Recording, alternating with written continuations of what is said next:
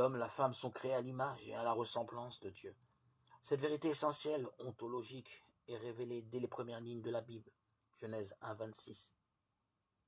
L'image de Dieu est inscrite au fond de chaque être humain. Elle est donnée, elle est indélébile. La ressemblance de Dieu s'acquiert, c'est le but et le sens de la vie de l'être humain, que de grandir dans sa condition de fils et de fille de Dieu. Chacun dans sa forme spécifique, unique. Nous sommes créés et donc aimés, chair et esprit. Dans la forme, le fini, le visible, et dans l'être, dans l'infini, l'invisible.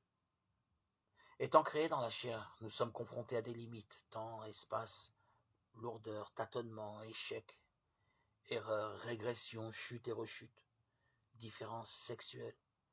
Chaque être humain va en outre se heurter à ses limites personnelles spécifiques à sa forme d'intelligence, à ses fragilités, à son passé, à sa famille, à la réalité de l'autre, à sa différence qui peut être vécue comme une menace, une opposition ou une complémentarité. Enfin, à la réalité de l'événement.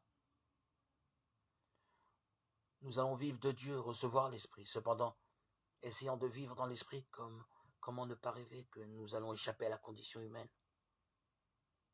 Or, ce n'est pas ce que le Christ a vécu. Il montre comment vivre en fils et en fille de Dieu, en assumant et intégrant les limites de l'être humain.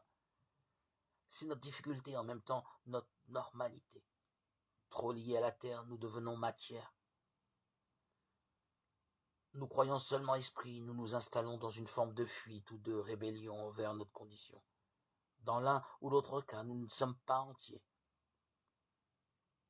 Il va falloir vivre ces deux pôles et les ajuster, les unifier. Vivre l'infini dans le fini. Permettre à l'esprit d'habiter notre chair. C'est le sens de l'incarnation.